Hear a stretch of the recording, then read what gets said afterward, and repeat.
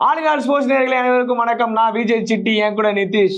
Surprise அவரல்ல, எதுக்கு இப்ப திடீர்னு இன்ட்ரோலாம் என்ன வீடியோன்னு சொல்லிட்டு தான் உள்ள போவோம். பொதுவா நம்ம இந்த match Pakistan versus Canada match தான் பேச போறோம். ஆல்மோஸ்ட் முடிஞ்சிச்சு. இந்த மேட்ச்ல பேசுறது என்ன இருக்கு இல்லண்ணா, ரிஸ்வான் ஒரு 50, ஜான்சன் இந்த பக்கம் நல்லா அடிச்சாருப்பா. அந்த 50 பத்தி கூட பேசலாம். ரிஸ்வானோட 50 நான் என்னன்னு பேசுறது? அதான் இன்னிங்ஸ் மேட்ச் வின் பண்றதுக்கான ஒரு 50. சரி, ஓகே.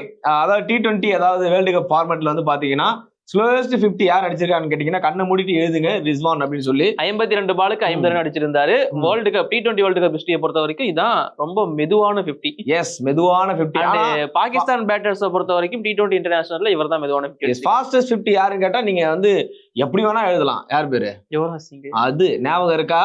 இன்ஸ்பிரேஷன். பிடிக்கும் வெடி வெடிக்கும் உரத்த வந்தா அதான் யாருக்கு எதிரா?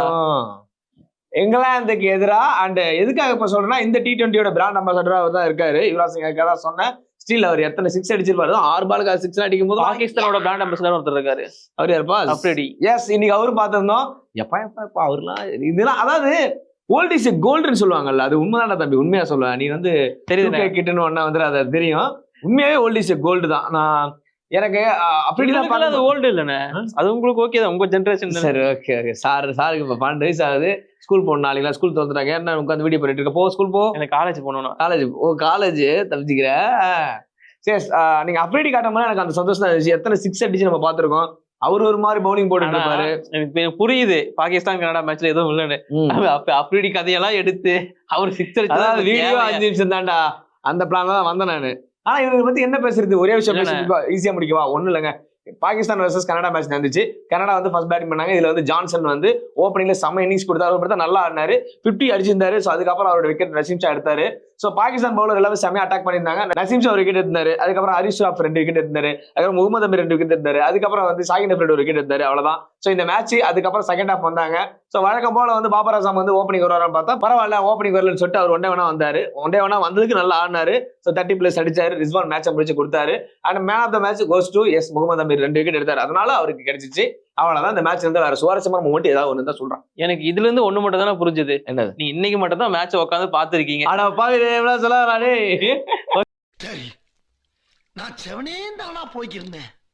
யாரு வம்பு தும்புக்காச்சும் போனா? ஓகேண்ணே, இந்த match Pakistan versus Canada match இருக்குல்ல. சோ இதுல வேற ஏதாவது சொல்லு. ஏதான் இதுல வின் பண்ண காரணமா பாகிஸ்தான் இப்போ 3வது இடத்துக்கு முன்னேறி இருக்காங்க. முதல் வெற்றி, அதாவது T20 வேர்ல்ட் கப்ல ஸ்டார்ட் பண்ணி வச்சிருக்காங்க. எஸ், அவங்களுடைய முதல் வெற்றி இப்பதான். அதாவது கத்தி தொங்கிட்டு இருக்கு. இப்ப கொஞ்சம் கொஞ்சமா புடிச்சிட்டு போறாங்க மேல. இப்ப ஒருவேளை USA இந்தியா ஜெயிக்க விட்டு என்ன பண்ணுவீங்க? USA தான் ஜெயிக்கணும் நான் சொல்லிட்டேனே இப்ப முன்னாடி ப்ரெடிக்ஷன்லயே. ஒருவேளை ஜெயிக்க விட்டு பாகிஸ்தான் வெளில அனுப்பிச்சுட்டாங்க. நம்ம 2 பேரும் மோதிப்போம். நீ வீட்டுக்கு போனா நினைச்சு பாருங்க, இந்தியா இருக்கிற 2 மேட்ச் தோத்து. சரி, இப்படி கூட வச்சுங்க. அயர்லாந்து கூட ஜெயிச்சாலும் 2 அடிப்படையில நீங்க மேல வரணும். அது ஒரு விஷயம் உங்களுக்கு பெரிய சிக்கலா தான் இருக்கு. சரி, ஓகே. இந்த போட்டியை பொறுத்த வரைக்கும் அவங்க நல்லா பண்ணிருந்த விஷயம் அப்படின்னு நான் பாக்குறது பாத்தீங்கன்னா ஆயுப ஓப்பனிங் கொண்டு வந்திருப்பாங்க. பாபர் அசாம் அவரோட ப்ராப்பரான ஸ்பாட்டான 1-1 போயிருப்பாரு. நான் பேசுறது கொஞ்சம் பிரீஃப் பண்ணி பேசுறேன். அவ்வளவுதான். அந்த 5 நிமிஷம் வேணும்னு உனக்கு புரியுது இல்லடா? இப்ப தெரியுதா நான் ஏன் வெளில டாபிக் போறேன்னு? கமெண்டேட்டர் எல்லாருமே நிறைய விஷயம் சொல்லிட்டு இருந்தாங்க. இப்படி அவுட் ஆஃப் த டாபிக் போயிடணும். கமெண்டேட்டர் எல்லாமே சொல்லிட்டு இருந்தாங்க பாகிஸ்தானோட டீம் முதல் வெற்றிக்காக ரொம்ப தடுமாறிட்டு இருக்காங்கன்னு சொல்லிட்டு. ஸ்லோவா ஜெயிச்சாலுமே கிட்டத்தட்ட 20 ஓவர் அவங்களும் கம்ப்ளீட் பண்ணிருக்காங்க. சோ எஸ், அதான் இப்ப நம்ம எப்படி அமெரிக்காவை இந்தியா பி டீம் சொல்லுவோம்ல, அந்த மாதிரி இந்த கனடாவை பொறுத்த வரைக்கும் நம்ம பாகிஸ்தான் பி டீம்னு சொல்லலாம். ஏன்னா எஸ் 3 பிளேயர் அந்த டீமோட கேப்டன் சாத் அவருமே பாத்தீங்கன்னா பாகிஸ்தான்ல பிறந்து வளர்ந்தவர் தான். அண்ட் அவர் இல்லாம நம்ம பாபர் அசாம் கூட அண்டர்-19 பிளே பண்ண ஒரு பிளேயருமே அந்த டீம்ல ஆடி இருந்தாரு. சோ அது மட்டும் இல்லாம ஜுனைத் அப்படிங்கிற ஒருத்தர் இருந்தாரு. சோ அவருமே பாகிஸ்தான்ல பிறந்து வளர்ந்தவர் தான். இந்த மாதிரி பல பாகிஸ்தான் பிளேயர்ஸ் அந்த டீம்லயுமே இருந்திருந்தாங்க. சோ இந்த போட்டியை பொறுத்த வரைக்கும் கனடா பாத்தீங்கன்னா முடிஞ்ச அளவுக்கு ட்ரை பண்ணாங்க. அவங்களோட அந்த ஓபனர் பேட்ஸ்மேனான ஜான்சன் அடிச்ச அளவுக்கு மத்த எந்த பேட்ஸ்மேனுமே ஒழுங்கா ஆடல. அதனாலதான் கனடா அந்த மேட்சை விட்டுருப்பாங்க. அண்ட் இந்த கிரவுண்டை பொறுத்த வரைக்கும் அதுதான். சரி, ஓகே, அவ்வளவுதான். நம்ம அடுத்த வீடியோல இல்லடா முடிச்சிட்டேன்.